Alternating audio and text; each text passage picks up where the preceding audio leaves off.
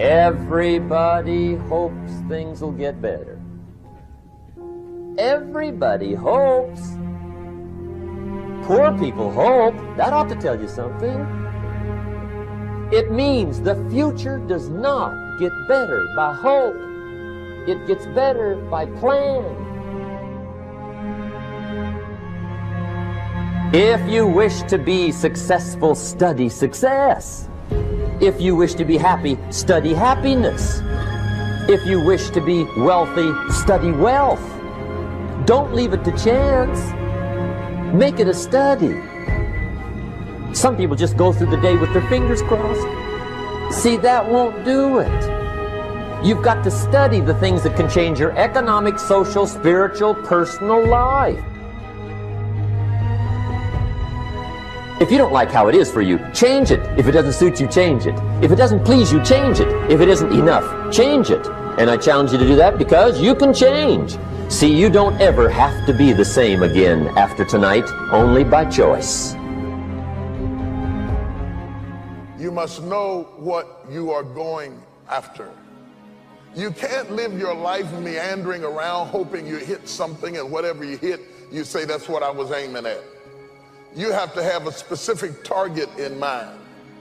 Most people don't succeed at getting what they're going after because they don't take the time to research what they're going after. They ask for things and then see if they want them. But you have to be careful about that, because if you ask for something, you might get it. You need to be sure that that's what you want to see happen in your life. Know what you're going after. So before you go after it, ask God, is it yours? Because if it's not yours, and the only reason you're going after it is because it looked good on somebody else, you begin to covet what belongs to somebody else. Most people want everything they see somebody else with.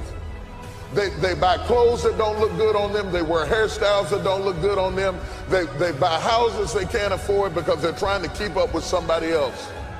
But if you really want to be a winner, if you really want to come off as successful, if you really want to be bright, only go after things that are meant for you to have. It will make you look successful.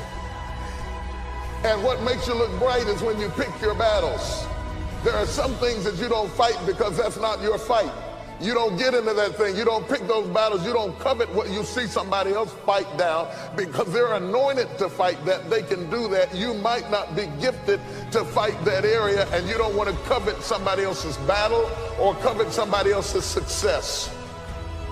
Covet, and the other word I want you to think about is the word envy, because envy is the attitude that you have about other people's success.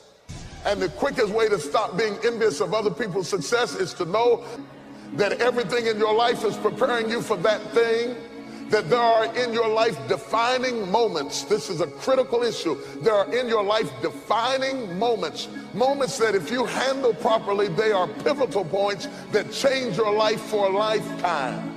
It is at these moments that if you know what you're going after, everything that you went through before is justified in preparing you for these defining moments. Know what you're going after. Be clear about your direction. Don't wake up in the morning and see if something's going to happen. Wake up in the morning to make something happen. Get up out of the bed with an agenda. Oh, I lost half of you on that. Because you're just so happy that you got up. You don't care what does happen. You say, well, at least I'm up. But people who get up like that, nothing does happen. And the days turn to weeks. And the weeks turn to months. And the months turn to years. Years of mediocrity is what causes people to be bitter. If you want to get around bitter and complaining people, get around people who are not seeing much activity. They're bitter, they're complaining, they're cynical, and they're jealous because nothing is happening. If you want to get around less gossip and less jealousy, get around successful, busy people. Because busy people don't have time to care what's going on in your life. I have no need to investigate what's going on in your life. I have so much going on in my own life that I'm not interested in what I heard that they said that you thought, that if I thought what you said that I didn't mean if you heard it. The only people who have time for that is people who are not doing anything. and they watch your life like it's a soap opera because they're living their life vicariously through you. What's going on in your life intrigues them because nothing is going on in their life. And if you want to stop that from happening to you, wake up in the bed and know what you're going after. Get up out of the bed with an agenda. When you have an agenda, you don't spend time worrying about how you feel because it doesn't make any difference how you feel. You woke up with something to do. Wash your face. Wash your face is a significant issue because it means literally don't let your past affect your present. Wash your face means wash everything off you that you collected along your journey and prepare yourself for where you're going. Wash your past off of you so that it doesn't pollute your present. You'd be surprised at the people who have ruined where they are with where they came from. You can sit across the table to interview them, and when you start interviewing them, they start talking about what they went through and what they went through on the last job. They just wasn't ready for me, and they just didn't understand my gifting and the person of my color. And after a while, you can see bitterness.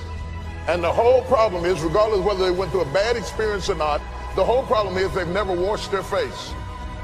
Wash it off you. You can't go forward until you wash the past off you. I don't care how long it takes. If it takes laying on the altar, if it takes 6 months, if it takes 6 years, you cannot go forward until you wash your face. You're not ready for Boaz until you wash your face. You got too much stuff on you from yesterday. You must wash your face. Evaluate where you are. Look at it, assess yourself. Assess yourself and assess the situation. What brought you there? What has brought you to this point? What did you learn from it? Are you learning anything, or are you doing it over and over and over again? Somebody said that insanity is doing the same thing in the same way, expecting a different outcome. Don't let this year be like last. And if last year was great, still don't let it be that way. Raise the standard. If your life is perfect and extraordinary, you darn well know you're not going to be happy unless you keep making it better. That's what makes us feel alive. It's not what we get that makes us happy. It's who we become and what we're able to give because we become more. If you want to begin to move, you've got to clear your mind of all the unnecessary luggage and baggage that's weighing us down. You're going to have people to do things to you. Things are going to happen to you. And the most important thing to do is to harness your will and let it go. And move so you can grow, so you can get on with your life. It doesn't matter about what happens to you. What matters is, what are you going to do about it? If there's anything that'll shift your life, that'll get you to thrive in a difficult situation, is take some massive action. Try something else. Change it, try it, move it. Progress equals happiness. If you can start to make progress, if you can get yourself going, even if it's not perfect, if it doesn't work, you know what to do. Just change your approach. That doesn't work, change your approach. So often in life, people don't begin the journey because they're not quite sure what to do or how to do it right or how to do it perfect. You want to change your body? Get yourself moving. Don't wait for the perfect trainer. Just go out there and move. Put on your shoes and move and get momentum. I'm going to turn this situation around. I'm not going to sit back and moan and cry over what happened and what went wrong and who did what. I'm going to do something about this situation.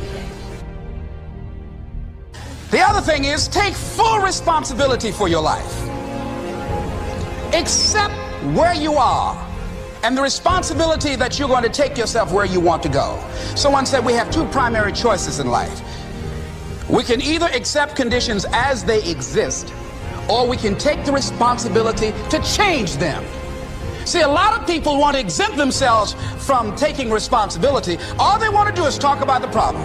Every time you see them, they'll tell you their story over and over and over and over again.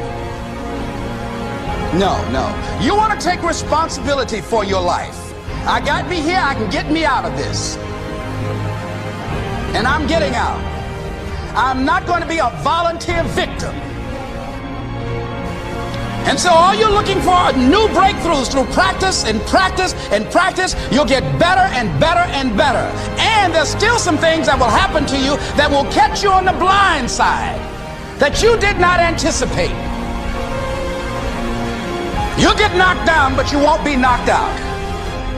And so I say to you, it's possible you can live your dream if it's becoming a diamond, if it's having more, if it's achieving more, if it's being a better father, being a better mother, whatever it is, overcoming addiction, changing our society. It's possible you can live your dream. It's necessary that you have a plan of action, that you're resilient, that you stick to, and you work with the system, that you work with people, that you give support, and that you be there for them, that you have the vision and never give it up, that you become creative and relentless and keep on coming back again and again and again, and that it's you that you got to take personal responsibility to make it happen, and that it's hard. Easy is not an option. And when life knocked you down, jump back up and say, it's not over until I win. Forget about your past and make the rest of your life the best of your life.